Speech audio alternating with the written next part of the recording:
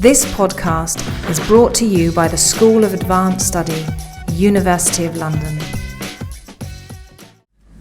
Right, I think it's time to start. Welcome, willkommen, bienvenue to the Beverage Hall here at Senate House. I'm delighted to see so many people here tonight for this event.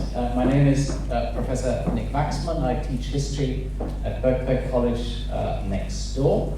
And it's my pleasure to welcome you this evening on behalf of the organisers of this event, namely the Pears Institute for the Study of Antisemitism, the Institute of Historical Research here in Senate House, the Department of History, Classics and Archaeology at Birkbeck, University of London, and Little Brown as well.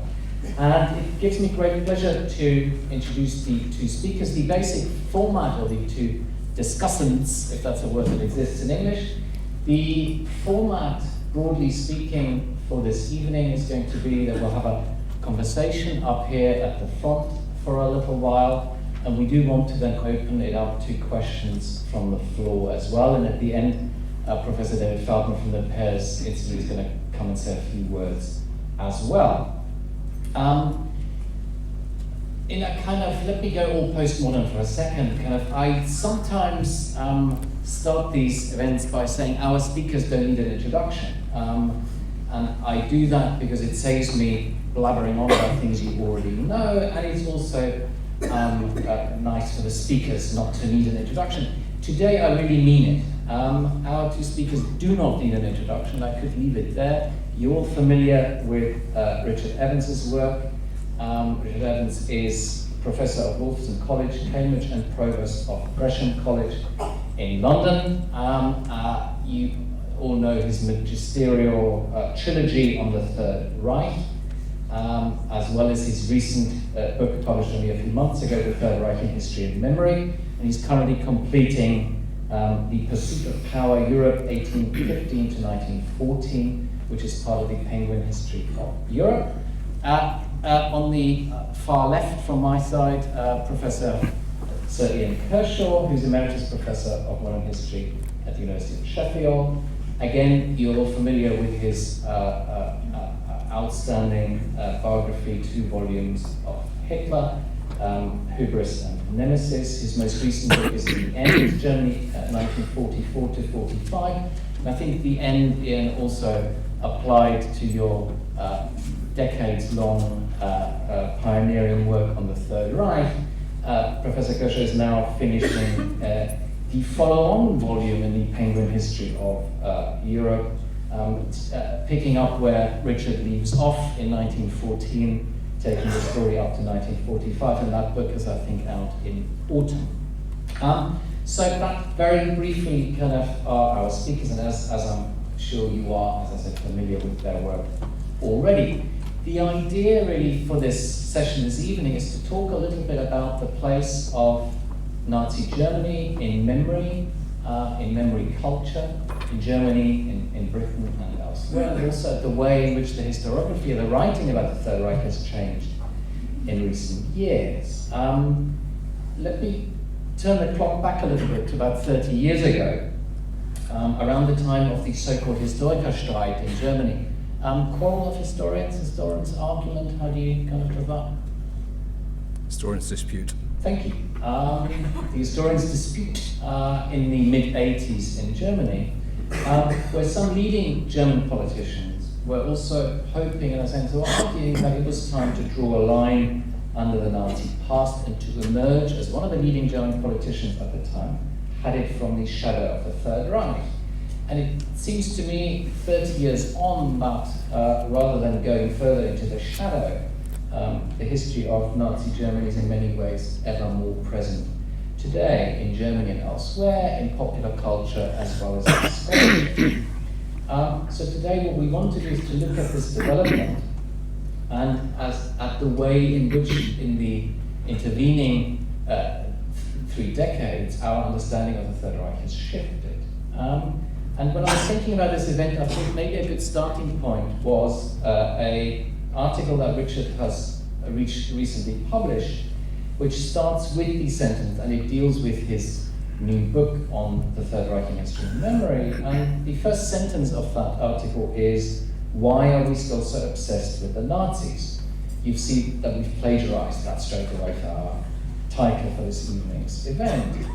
And I guess there are two follow-up questions from that, and then I'll kind of glide over and sit down as well. One follow-up question, I guess, is the first one would be who the we in this title are, who are obsessed with the Nazis. I think there are obvious reasons which we can talk about as well, why this preoccupation is happening in Germany, where the Third Reich seems to be kind of on television channels and shows and magazines and so on. But why is it in Britain too? So I would like to interrogate this we a little bit. I mean, it's quite clear that in the early post-war memory in Britain, the Third Reich or its crimes weren't as present in some ways, where the focus, as Richard has written, was more on the military campaign and the Blitz rather than on the Nazi crimes. So how do we account for this shift? And is this a global phenomenon, or are there specific British aspects to this story as well? The second question, and maybe we can start with this, is, are we obsessed with the Third Reich? I had a look at my Merriam-Webster dictionary, and that defines obsession as an excessive preoccupation of the mind. So, I mean, is our interest in the Third Reich excessive? If so, are there any problems related to that? Is it perhaps that there's a danger of trivializing the Third Reich? So maybe we can start, Richard, with this question of, are we obsessed? Are we actually obsessed with the Third Reich? Well, thanks very much for that introduction, Nick, or non-introduction, I should call it. Quite right, too. I think the fact that this meeting is packed out is a sign that if we're not obsessed, we are very, very, very interested. So my article appeared in The Guardian, so I suppose I was at the first place, kind of embracing Guardian readers with the we. But it's clear that it goes much further than this, and particularly in America, I think. If you look at the place of Nazis and Hitler in popular culture, Hollywood regularly churns out movies of varying quality about the Nazis. One of my favorites is Iron Sky, where the Nazis flee in 1945 in a giant rocket and set up a base on the other side of the moon, from which they propose to reinvade Earth. The more serious movies you get coming from Germany, like Downfall, but then Downfall, Hitler's rant immediately gets taken up by on YouTube with many different versions of it. In the original film, of course, I'm sure some of you obviously have seen these. In the original version, Hitler's ranting about, he's being defeated and blaming the generals. But on YouTube, it's Hitler is cross because his pizza is late, or that kind of thing. So it's very, very prominent in popular culture in America, Britain, much of Europe, and perhaps in a slightly different way in Germany. And when I put this book together, Third Reich in History and Memory, I was collecting what I thought were the most presentable of my essays and review essays on Nazism from the last 15 years, from places like the London Review of Books. And it suddenly became clear to me that things have changed, that now it's very difficult to write about Nazism without actually making some kind of connection to the present. The interest in popular culture and in general in the Third Reich is, I think, greater than it was, paradoxically, 30, 40, 50 years ago. The books are churned out about it, television programs. Channel 5 is commonly known as the Hitler Channel, because it just shows nothing but, as it were. Even if there's not a lot left to say in some senses, television companies still think they will get a good audience. So about 3 years ago, I was a talking head on a program by National Geographic about Hitler's health. And then last year, I was asked to do one about Hitler's doctor. And I said to them, well, look, I've just said everything I can really say about Hitler's health, because you've got to talk about his doctor. And so, oh, no, we'll do it differently. They didn't really do it differently. It was the same kind of stuff. So I think the answer is, in some senses, there is there is perhaps a slightly excessive preoccupation. It's not true, however, in Eastern Europe, in the Baltic states, in Poland, and particularly not in Russia, but in the Baltics. And here again, there are differences. In the Baltic states, Latvia, Lithuania, Estonia, and in Poland, the obsession is far more with Stalin, I think. And there's a determined drive to equate Hitler and Stalin, to say, in other words, that Stalin's occupation of those countries was just as bad as the Nazi one.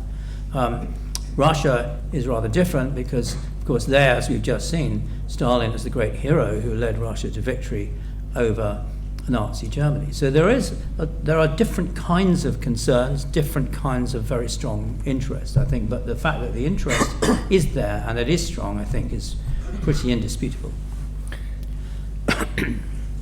Well, first of all, it's lovely to be here, and thank you very much for the invitation. And particularly pleased to be here since I'm the only one on the panel who's not parading a new book around. It'll only be a few months, yeah. But of the YouTube mock-ups of the rant of Hitler in April 1945, my own personal favourite was one of the very earliest ones, which was at the time that Sheffield United were relegated from the Premiership, which ended up with Hitler hurling his pencil down on the floor and saying, "That's it then, I'm not renewing my season ticket." But on the serious questions that have been being posed here now, I was very glad that Nick immediately asked the two questions that I thought when I saw the article in The Guardian, which I read with interest and admiration, and when I saw the title for tonight's discussion, Who are the We and Are we Obsessed? Because the we, I think, raises issues that we are, the response to the memory of the Third Reich is very different in Britain and America from that in Germany, and I think we do need to disaggregate those a bit in our discussion. As for obsession, I think it's the wrong word. If you look at television audiences, we might think that they have nothing on except Hitler. But actually, the BBC a few years ago did a survey, it's about 8 or 9 years ago now, did a survey of TV documentaries and the content of them. And 7% of their output at that time was devoted to the Second World War and related topics, 7%. And of the programs which are shown, it's true that some of those programs, including ones I was connected with myself on, the Nazis, A Warning from History and Auschwitz, so on, got very good audiences for TV audiences of about 4 million. But those audiences are dwarfed by the number that you get, or got at that time, for programs on the pyramids or the pharaohs. And in more recent times, my guess would be that where the audiences for TV programs in generally have slumped with now 50 channels or more to go at. But the no history documentary, whether it's on Hitler or anywhere else, will get remotely near the figures that you've got for Wolf Hall, for instance, recently, or for that matter, some of the programs on the First World War.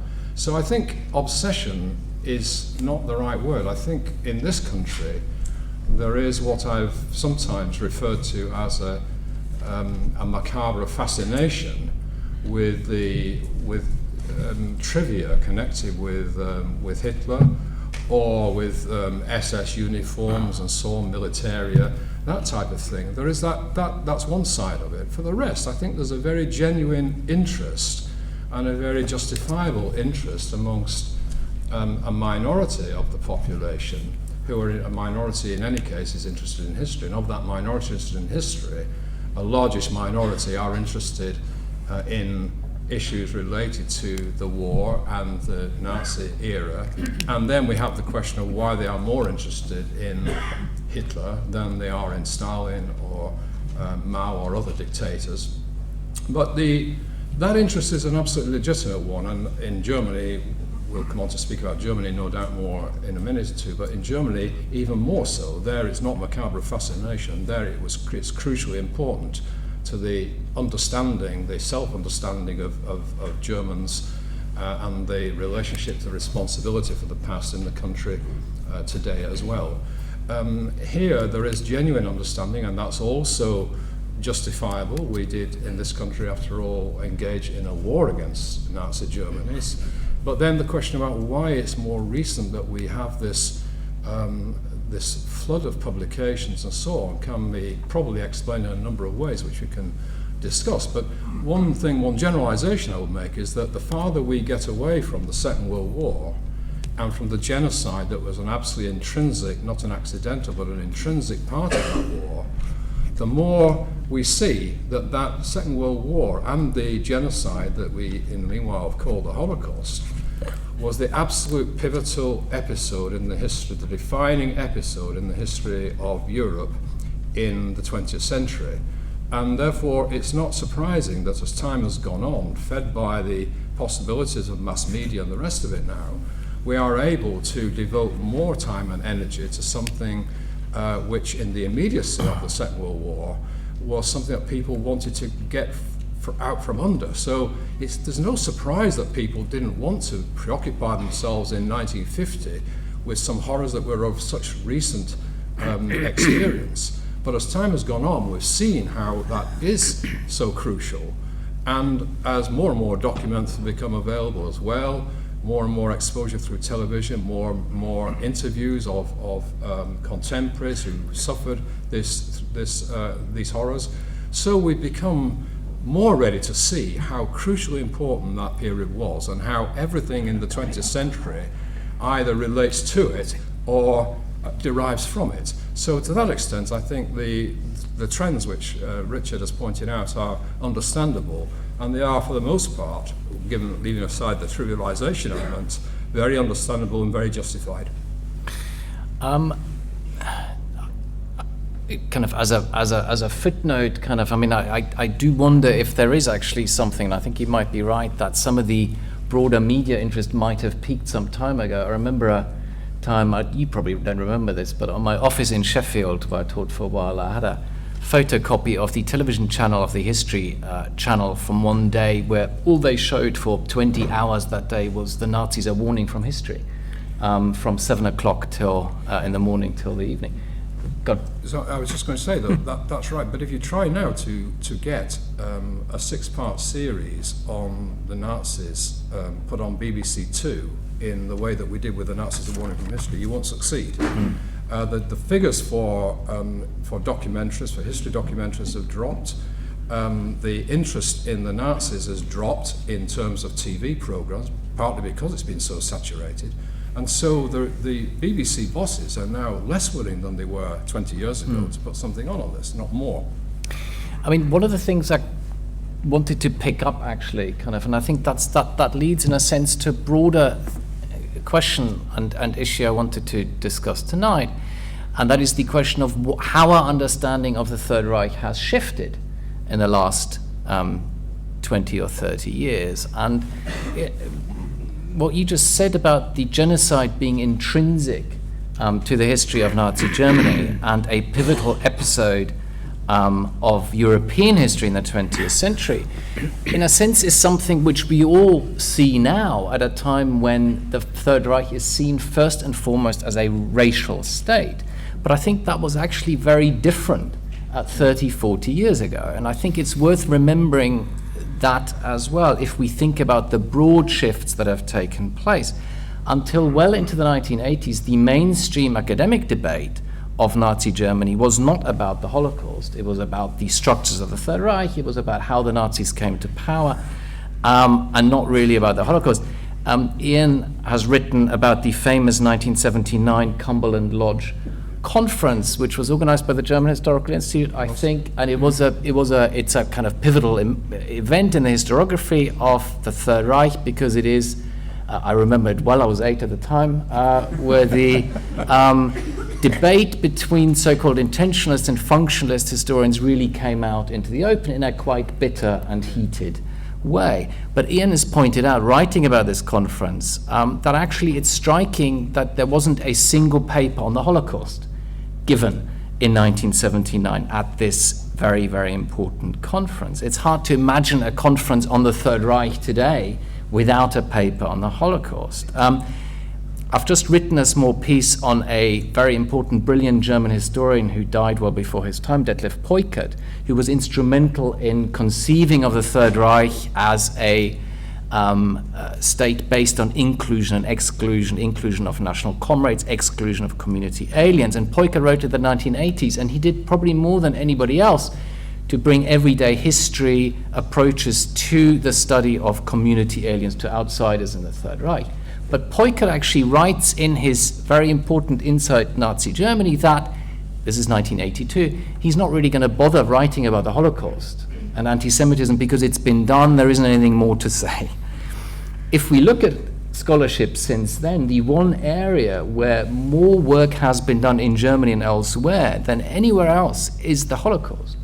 In the regions, perpetrators, victims, and so on. And I did want to ask both of you how we can account in a way for that blind spot by historians in the 70s and early 80s. I mean, somebody as brilliant as Peukert kind of...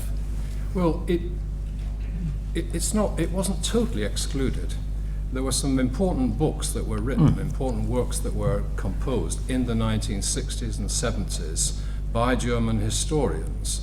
They were a minority, it's true, and what was also true is that, or what is also true, is that their works didn't have wide popularity. And at the same time, there were some Jewish historians who were working, in some of them based in Germany, who were getting no circulation for the works that they were doing. So it's not that there was no research done on this. The research was tended to be done in research institutes and not in universities. That's a different point. But what you say is quite correct, that at that Cumberland Lodge conference, I was just an apprentice there seeing what was going on and completely bemused by seeing these heavyweights from Germany and from British historians of Germany slugging it out, or to change the metaphor, belting the ball across the net, ping-ponging backwards and forwards, and I was just looking as it went on. But it was an extraordinary conference. But the fact is that something took place in 1979 as well as that conference, which didn't deal with the Holocaust at all, and that was the showing in America, in this country, and in Germany of the very trivializing film called Holocaust. And that film in Germany, here it came and went and nobody took much notice, but in Germany that was a major event. And all at once, through this trivializing of the events of the Holocaust, through like a soap drama of the Holocaust, people's eyes were opened who would never read anything written by Martin Brochard or by any of these other leading German historians who had written about this in serious scholarly fashion. But now all at once, they saw the juxtaposition of Germans and Jews here and the resulting horror of personalized of the Holocaust, and all at once that unleashed a flood of publications, initially about the film, but then increasingly about the Holocaust itself. So I think that through a relatively trivial media event, actually the floodgates opened in Germany particularly then to a wide scholarly involvement and preoccupation with this. So Peukert, writing a few years later, would never have written that I'm leaving the Holocaust out of the equation. I think the big change has been the collapse of Marxism. Marxism, to a greater or lesser extent, consciously or unconsciously, influenced a lot of what was written by historians about Nazi Germany in the 60s, 70s and 80s.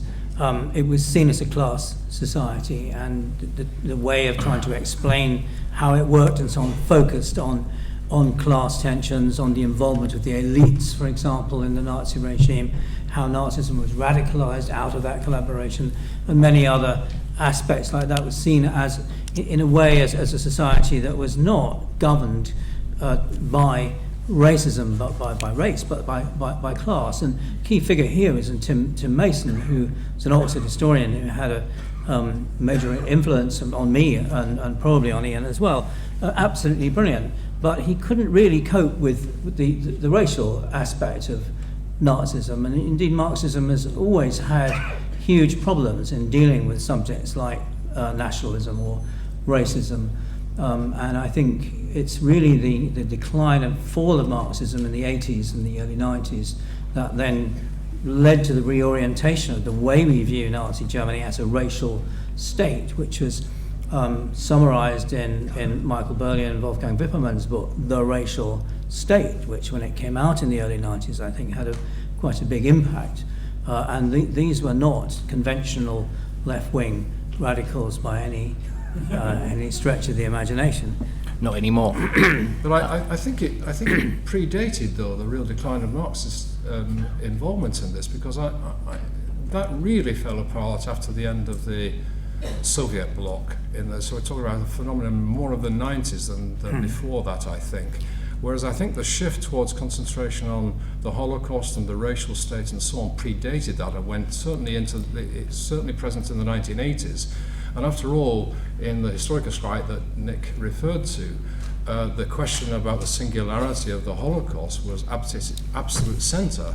So already by then, between 1979, when this wasn't mentioned at this enormous international conference, and 1986, when the historical strike broke out, the Holocaust had taken centre stage in the preoccupation in Germany with the Third Reich. And actually in 1984, I think I'm right in saying, the first conference devoted to the Holocaust, and in this case to the specific decision-making process with regard to the final solution, took place in Stuttgart in 1984. So you're seeing already the shift to this, the interest in the racial state, or the racial centrality of race to Nazism was predating the decline in Marxism. But of course it's true, what Richard just said, that the decline in interest in Nazism as a class state was then being replaced by the interest in Nathan Schull with a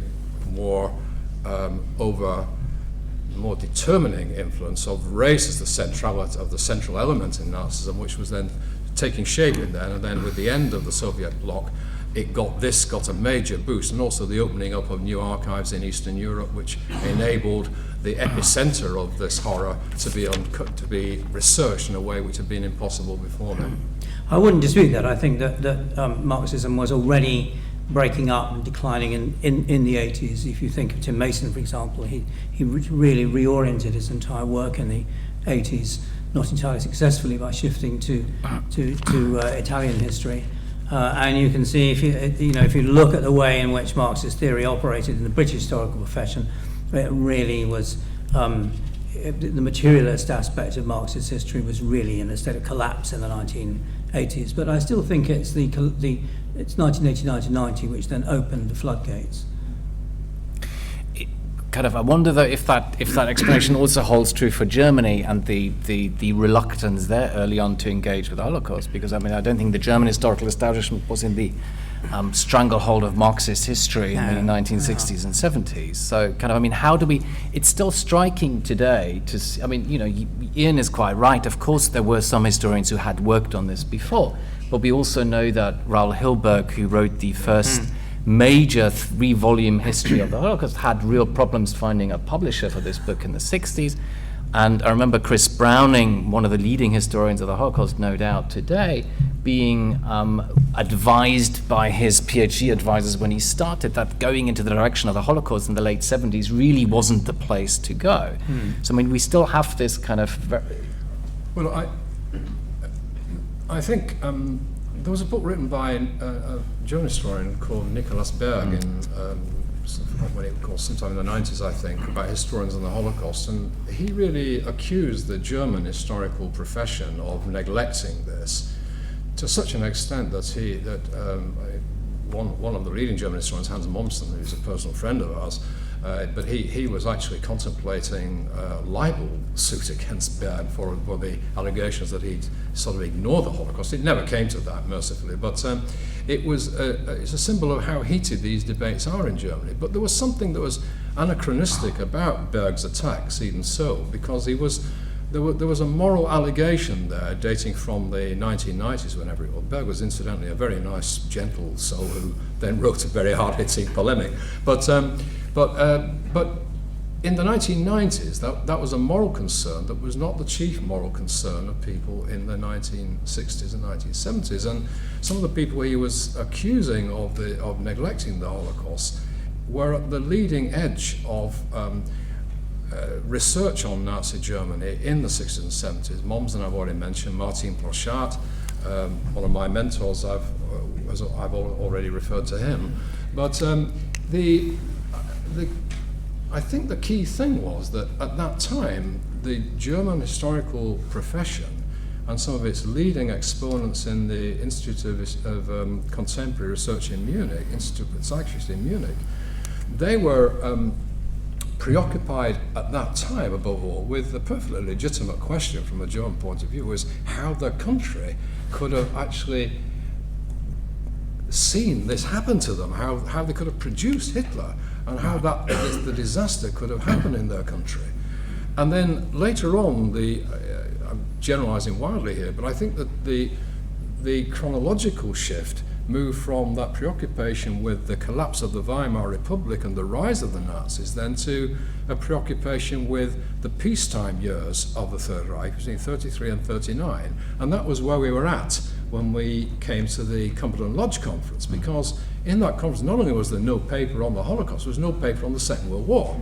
And soon after that, the Second World War also became central to research on Nazism in a way which it wasn't until then. And so I think it then shifted to this society in the Nazi era before the war. And then the third stage was, which has then never gone away, of course it can't do, is then the preoccupation with the Third Reich in the war, and then also, of course, then ineluctably with the Holocaust too at its absolute centre. So I think you have to see it in stages, and these were legitimate questions that they pose. But then the question of why we only belatedly come to the Holocaust is actually a very modern day question, seen from the point of view of 1960 or 1970 or something. The main question was not when was the final solution decided, or it was of course accepted. No serious historian denied the extent of the persecution of the Jews or the fact that there'd been what was increasingly at that time coming to be called the Holocaust. But there was not that preoccupation, as you said, with regard to Poikert. You know, it was in a sense maybe taken for granted almost.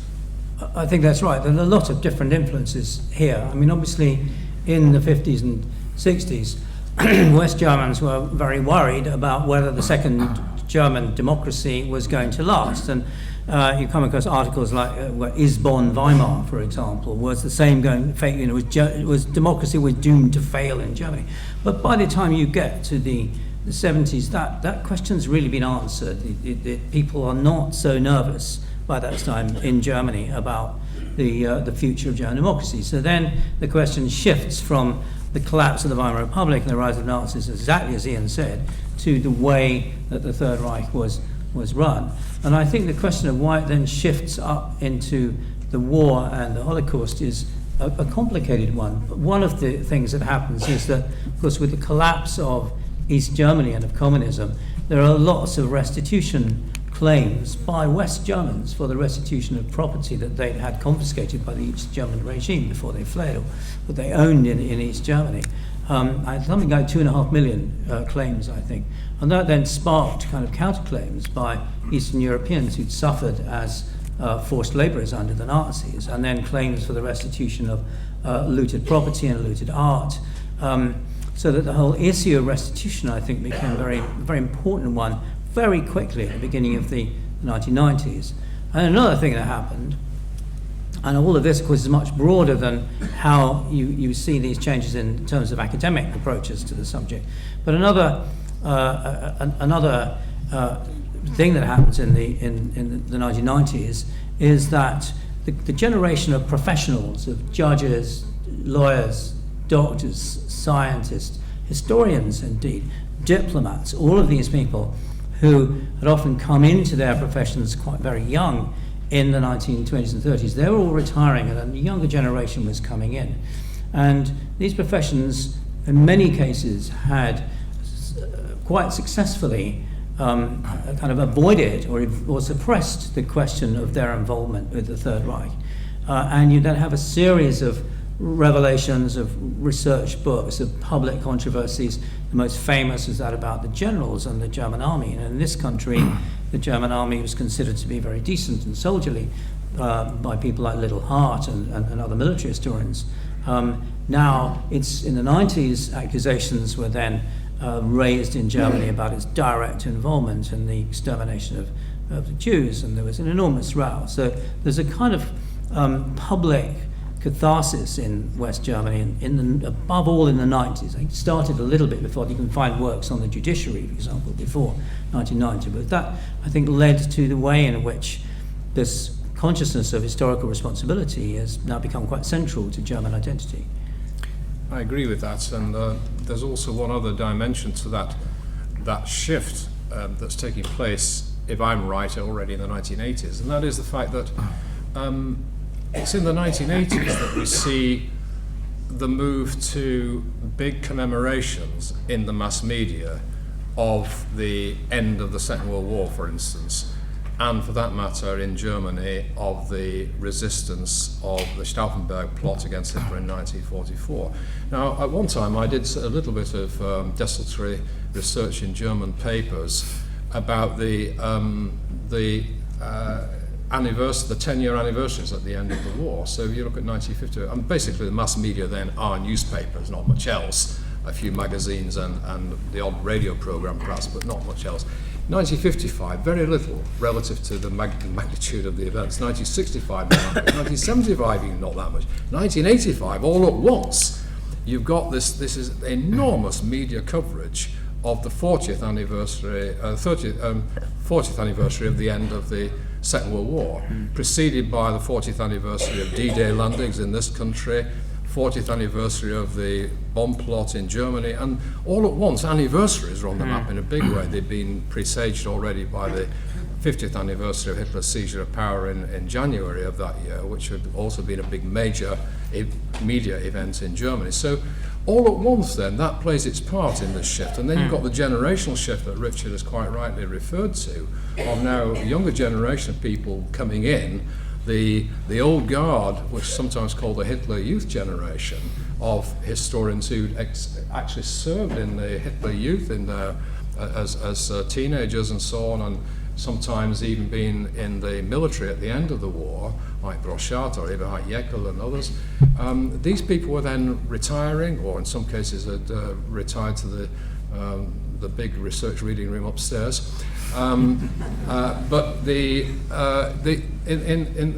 with this changing of the guard, then you have a changing of attitudes and so on, and people much more ready to uncover the past, and that leads on then to quite new questions, fed to by the increased material that's available after the end of the communist bloc. And then all at once we're into a much more moralistic story, I think, than had been the case in the 1960s and 70s. I want to come back to this kind of question of moralistic kind of approaches to writing this history a little bit later. You can instantly do this search for anniversaries and how that changes over time. Also, I've done this for Auschwitz. And the 10th, 20th, 30th anniversary of the liberation of Auschwitz, you don't have that much in the papers, and then it's from 85, 95, and so on. It increases exponentially. But I want to move on to some of these other new questions which you've just touched on, Ian, and that's part of this. If we think how the landscape has shifted in academia, I mean, one of these shifts linked to the rise of our understanding of the centrality of the Holocaust, I think, is also the way in which, and the shift to the Second World War, the way in which the Third Reich is increasingly seen as part of a wider international story, in a sense. So this is less about why the Nazis came to power in Germany or about how the structure functioned inside. It is about the place of the Third Reich and the crimes of the Third Reich in a European context. And I was thinking about this when I looked at Richard's book, and you write, Richard, about the rise of transnational histories here, and you say that the Third Reich is increasingly set in this broader international, even global context. I wondered if you would say a little bit more about that. Yes, well, we live in an era, have been living in the last 15, 20 years in an era of globalization, renewed era of globalization. Again, above all, since the fall of communism, but there are many other reasons to do with the greater intensity and spread of communications and multinational companies, many other things. And this has had its impact on the way we view the past. Global history is now pretty hegemonic, I think, in the historical profession. Appointments are being made in my own university. Most of our most recent appointments have been in global history of one sort and another.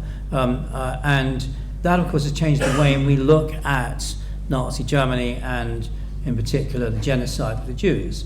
And a lot of recent work has been placing that in its overall context of genocides, the concept itself that emerged at the end of the Second World War and has now become very current. So it's very common to look at, to see, again, a younger generation of historians saying, well, it's only one, the extermination of the Jews is one genocide among others.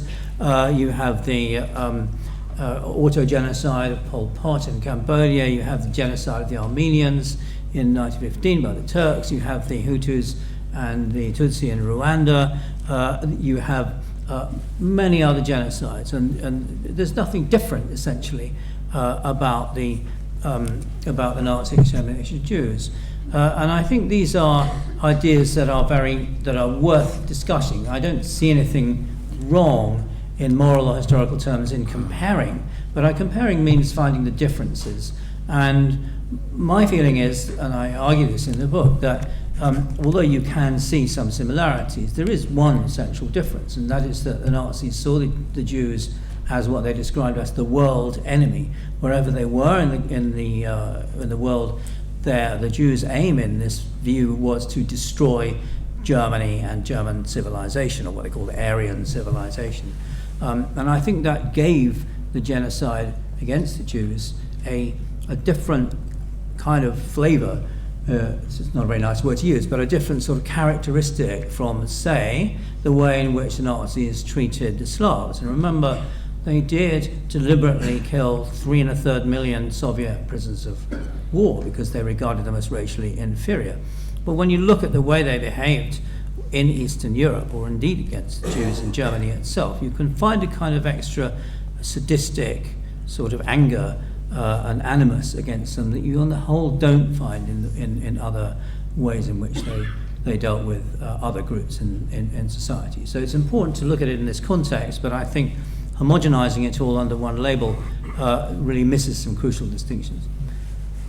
I mean, Ian, I mean, I think, just to comment briefly, I mean, it's obviously kind of the case that genocide studies and the attempt to place the Holocaust into this broader story of ethnic cleansing and genocide and mass extermination of the 20th century is a fairly recent phenomenon. But nonetheless, I was thinking of what Ian said before about, I mean, the Historikerstreit, the dispute of historians in the 1980s was kicked off by the claim of a maverick, let's say, German political theorist and historian Ernst Nolte, that actually Auschwitz in some way followed on from the Gulag, or that the Gulag came first, and in that sense. So this idea of somehow placing the Holocaust into this broader context that isn't entirely new, is it? Well, that wasn't the idea. I mean, Ernst Nolte's idea was really one of causation. He said that the Nazis were imitating Lenin's and so transnational history early on. It wasn't quite the same thing, and he was saying it's a copy, and I don't think that's been widely accepted at all, not even by the new generation of historians of genocide. And the problem with Nolte was then he sort of flirted with Holocaust denial in his footnotes, which I think took attention away from his main arguments, which are comparative, a comparison of Stalin's terror and Stalin's mass murders with Hitler's, which seemed to me to be perfectly legitimate and brought up some really interesting points. But then he stepped beyond, as he always did, and started this causative argument, which I don't think has really got legs at all. Ian? No, Nolte was rejected out of court by practically everybody who worked on this, and did his reputation all manner of harm by that type of approach that he took in his arguments then about the primacy of the Gulag. But comparative genocide actually itself goes back quite a long way. I can remember a book by Leo Cooper, I think his name was, spelled K-U-P-E-R, back in the 1970s, which dealt with, just simply called genocide, and dealt with very effectively with all sorts of cases all over the place. There have been many other books recently which have dealt not in any apologetic fashion whatsoever, but with ethnic cleansing and genocide on a wide scale. Yet the fact remains that in the eyes of most readers who are not experts on one or other of these things, the interest in the genocide against the Jews is massively greater than the interest in the genocide against, let's say, the Rwandan genocide or the Armenian genocide or anything else. It outweighs all those by a factor of several zillion, so that still has to be explained, the interest in that as opposed to the reality of what took place at the time. It is far greater, but the comparative studies of genocide, of course, in a way, you can only get singularity through comparison.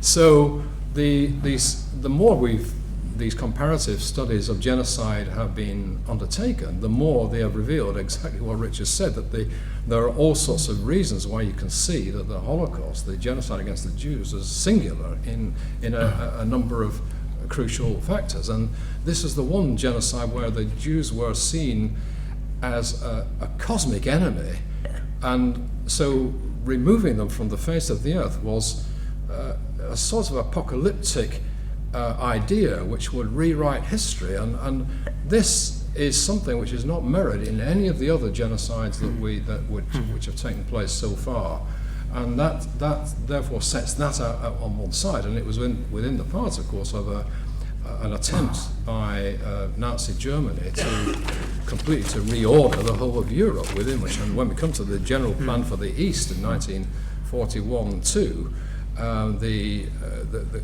eventual killing of or disappearance of some ways, exposure to Arctic waste and all the rest of it, to upwards of 25 million Slavs, would have followed on the killing of the Jews. 11 million, of course, programmed, not the 6 that, 5.5 to 6 that were eventually killed, but 11 million in the Wannsee Conference of 1942. But it was already taken for granted that they would have gone before you got onto the killing of the Slavs. So there was, even within Nazi genocide, the killing of the Jews had a very special place and was different to anything else. Let me pick you up, let me pick up that idea of this much wider European dimension, because it struck me thinking about this shift to a more international perspective and transnational histories that, I mean, you're both currently working not on histories of Germany. I mean, you're both finishing books on modern Europe, and Germany obviously will play a significant part in your story, but it is one country of many you're dealing with. And I just wondered if there is anything you would say you've seen afresh from your work on this broader stage that helps us understand German history kind of in the 20th century. Well, actually, writing a history of Europe from 1815 to 1914, one of my motives is to get away from Germany after spending an awful long time So you're leaving out the First World War. Perhaps not obsessed, but preoccupied with it. And it's not explicitly a comparative history. I'm trying to understand Europe and its place in the world in a very broad terms.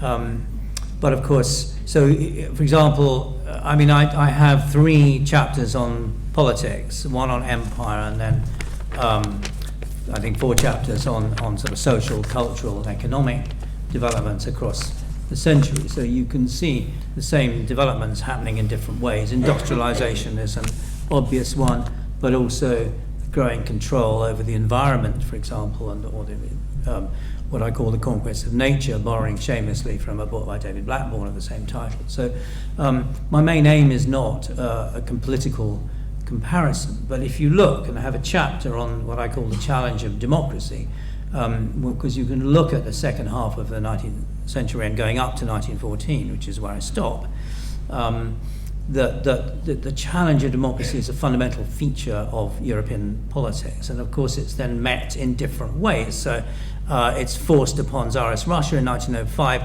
and then the Tsar sort of rolls it back bit by bit up to 1914. It by and large it succeeds in Finland or Norway, which are the 2 countries where women get the vote in Europe before 1914. You can see the franchise extending in many different countries, and you can see also resistance to greater powers of parliament, which is in varying degrees, and Germany sort of fits somewhere in the middle of this kind of scale of reactions to democracy. But I'm not doing this as a way of getting a new perspective on German history. I'm trying to, in fact, learn a lot of new things about the whole of Europe, and about that includes Scandinavia and the Balkans in particular, Portugal, and so on. I found it very difficult to find anything interesting to say about Belgium, I have to say. But they did have a very interesting revolution at the beginning of the 1830s, which began in an opera house. So that says something for them. There's also the Belgian police, I think. But, anyway, in. Put the kibosh on the Kaiser, I think. The European perspective does actually help in many ways. After all, the real centre of the annihilation of the Jews was not Germany, but Eastern Europe. And of course, if you look around Europe on the eve of the First World War and said, was any country in Europe likely to have perpetrated what did actually happen, you wouldn't have seized upon Germany as being that country. Jews were relatively well integrated, assimilated in Germany. Antisemitism was, if anything, on the decline in the immediate years before the First World War. But it's in Central and Eastern Europe that the real problems lay. So if you look at it in a wider perspective, you see that one of the big legacies of the First World War was an explosion of ethnic nationalism. And with that explosion of ethnic nationalism, which crosses practically the whole of Central and Eastern Europe, the Jews are very often singled out there for a special place in the pantheon of hatreds, and seen not just by the Germans as the representatives of Bolshevism, as well as the representatives of capitalism. So the Nazi idea about the Jews actually has parallels in these other countries, and so it's not just by chance that you find auxiliary groups ready to help out the Nazis doing the grimmest of their work, from Ukraine, from the Baltic countries, from all across Romania and so on, all across Eastern Europe. And so that wider perspective does actually focus attention on Germany in a different light, without, of course, deflecting from the fact that the Germans were the one group, unless I'm grossly mistaken in this, who came up with a rationalization of this through an ideology. And we haven't spoken about this, but one of the big shifts that took place in historiography was the move away from functions and class and so on to focus on ideology. And in this you see that the Germans, but only the Germans, come up with the notion of an ideology that then is bureaucratized through an absolute program, a plan, which the Wannsee Conference is the most obvious manifestation of, to wipe out the Jews. And the hatreds that you find in Russia, in Ukraine, and so on and so forth, they never amount to any type of thought-through Weltanschauung or plan to program to deal with this in the way that the Germans do. So there's a singularity about the Germans, which then also comes into focus through an attention to the vicious anti-Semitism that crossed the whole of Central and Eastern Europe. And you don't, on the whole, see that before 1914, really. There are ethnic and mixed with religious hatreds, and you see those breaking out in the Balkan Wars in 1912 to 13. And, of course, there are major Turkish massacres with the Armenians in the 1890s. But I would also add that if you'd asked, which country, which country in Europe was going to embark upon a mass extermination of the Jews, you might, in 1905 or so, in 20, 30 years' time, you might also have said France, because the depth of the anti-Semitic hatred sparked or revealed, brought to light in the Dreyfus affair were quite extraordinary. So I think it's not just Central and Eastern Europe. I think there are other parts of Europe too where these hatreds are bubbling up already before 1914. But it's the First World War, however, which is then, as Ian says, it's the kind of seminal catastrophe of the 20th century. That's a Pandora's box which releases all of these hatreds on a very big scale. And Germany becomes central at that point. Supplementary note, though, is that in the countries during the Second World War, in the countries which were occupied by Germany, but where the state system still held up, as it did in France, albeit divided, or in Scandinavia and so on, or for that matter, even in Holland, which had a disproportionate number of its Jews who were sent to the death camps. But by and large, the countries where a state system survived were less likely to produce genocidal results on a big scale than the countries where the state system was broken up and destroyed by Nazi invasion and by Nazi imperialism. We're kind of moving on in time here, and I also want to leave a little bit of time for questions from the audience. I did have one last issue I wanted to talk about, and that's not so much about history or memory, but really about the writing of history, or maybe the production of memory, if you will. And it is maybe something that historians don't talk about as much as we sometimes should, and that is how we write a history of Nazi Germany, how you approach this kind of period. And it seems to me that this is partly a question of language. I was struck, there's a diary, there's various diaries which prisoners kept in concentration camps secretly.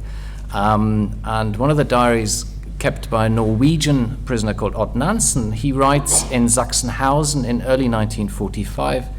I cite that in my book. He writes, he gives a long description of the horrors he encounters in the camp of starving prisoners, dying prisoners, sick prisoners, prisoners rummaging in garbage bins just for any scraps of food. And then he says, this is February 12th, 1945, he says, the language is exhausted, he writes in his diary. There are no words left to describe the horrors I've seen with my own eyes. And I did wonder if you could tell us, both having written big important books on the Third Reich, what the right language, I mean, have you faced this problem as well, of words, grappling with words to describe what you're writing about, and how did you deal with it? And I'll have another question after that on it. That brings back to George Steiner's famous essay, Language and Silence, or the idea that you can't write poetry after Auschwitz. But I think as historians, we have to grapple with the most difficult subjects in history.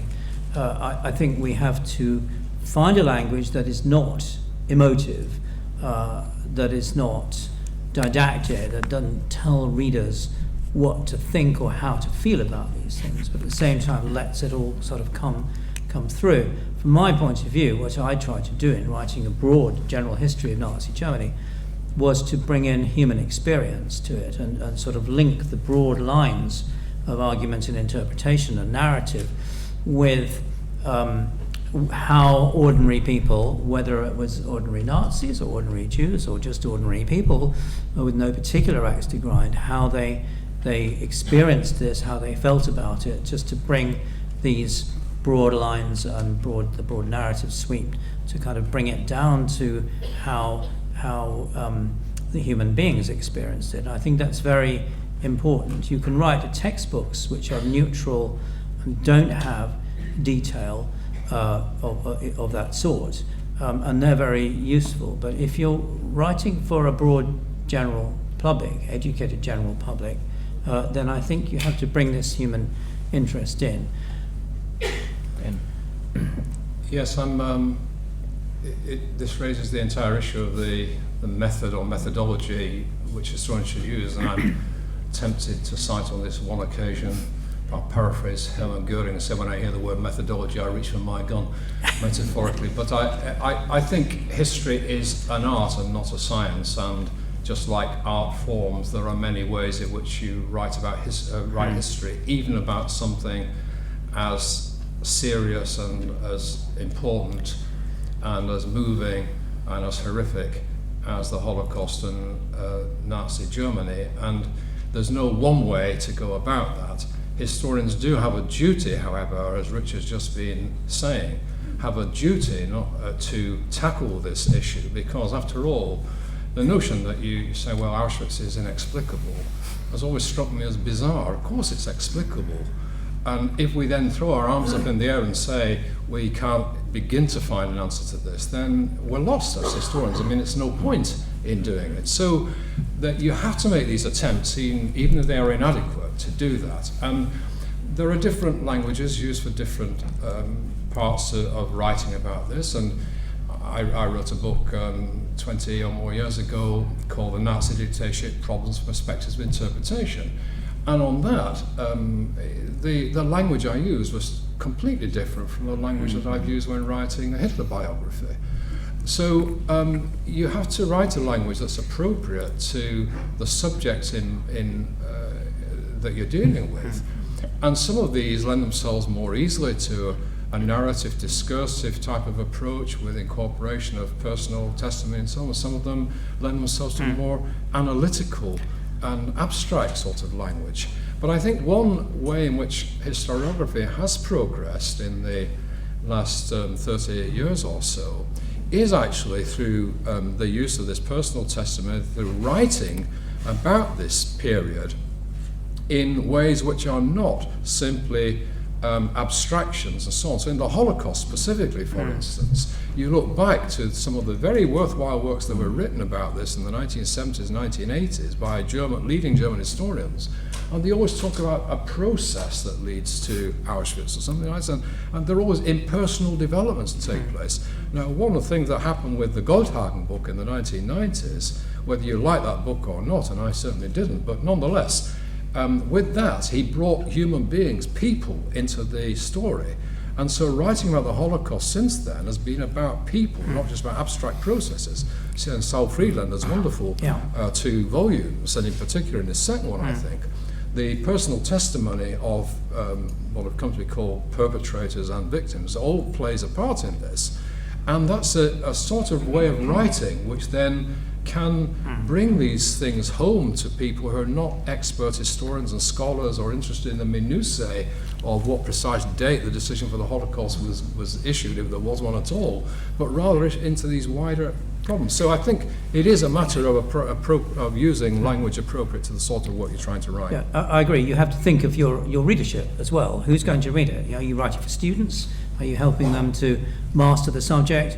Are you writing for a broad general public? I remember Hans Mommsen telling me that he thought Goldhagen's book was extremely vulgar and he couldn't understand why he put in all this terrible detail. And his generation, Mommsen's generation, who came to these subjects in the 70s and 80s, I think tried to do it objectively. They tried to use social science methodology because they didn't want to raise people's emotions. They wanted to appeal to the intellect, and that's partly connected, I think, with their rejection of the traditional German historicism, which tried to empathize with the past, and they tried to use and the historicists, of course, could become entangled in Nazism themselves, and they tried to get away from this and use social science methods and concepts and procedures to give it a much more impersonal, objective feel. And that had many pluses and many minuses, but I think with that wonderful book you mentioned by Charles Friedlander, Nazi Germany and the Jews, 2 volumes, it's an absolute masterpiece, I think, and shows how you can combine both human interest and a sound, good historical methodology.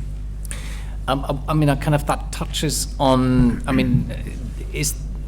that's part also, in a sense, of these were questions which were raised in a debate in 1987, I think, between Charles Friedlander and Martin Brochard, the then director of the Munich Institute for Contemporary History. And Friedlander argued at the time that writing about the recent Nazi past was very different to writing about 16th century France, because the Nazi past was still far too present. And this was one of the arguments, I think, which they had at the time about the approach historians should take to Nazi Germany, the Friedlander's integrated history versus this more historicist, not a very helpful term by Brochard at the time, objective, more technical approach without people really in Brochard's and Mommsen's work. But Richard, you've recently written that moral judgment now has become de rigueur, and that historians writing about Nazi Germany have to pass a moral judgment or make a moral judgment. Well, I'm not sure we have to, but I feel that this has become much more common and much more widespread, and I worry about, for example, the imposition of legal and moral categories on Nazi history of Nazism, like victim, perpetrator, and bystander. They seem to me to be over simple. One of the things I try to do in my books is to show that those categories can, as it were, sometimes merge into one. That the boundaries are very grey and very difficult, and they're eventually not very helpful. I do feel that a lot of we have moved in towards a more moralising approach to Nazism, and I guess I'm rather old-fashioned in that sense, and think that you can trust the reader to make their own moral judgments and not tell them what they should think. However, I'd just say that I think that there is no writing worth its name on Nazi Germany which is not moral in a sense. That is to say, there's nothing, even from these people who are attempting to write about abstract processes and so on, the very nature of their language is moral. You cannot write about Nazi Germany without taking a stance. That does not, however, preclude in practice the critical distance that you need to write good history. Friedlander himself has actually demonstrated that in his work. So many of the debates that he had with Martin Groschardt at the time were, in a way, they were interesting and worthwhile debates, but they were abstract debates. As soon as Friedlander started writing, many of the objections to the writing of history which he himself opposed actually were diluted or disintegrated in the very process of writing. So that I think is the case, that there's no position worth mentioning where you can write about Nazi Germany in a neutral fashion, let alone, of course, an approbatory fashion. And so that is the starting point for all historians, from whichever, apart from neo-Nazis or whatever. Of course, I'm not said from any worthwhile position. Any serious historian has to start from that standpoint and can still marry that to good critical history and to good writing style. Yeah, I agree. I think that the way how you describe things is very important, and you can describe them using neutral, not emotion-laden language, and you can still make it clear what your moral position is. But I don't think you need. There's a writer of textbooks of Nazi Germany called Klaus Fischer, who is constantly saying this is evil, this is wrong, this was bad, he was a bad man, and so on. And I don't think you need to do that. I think you can use a fairly neutral language, and you can still describe things, and it's clear what your moral position is. That's right. Well, thank you very much.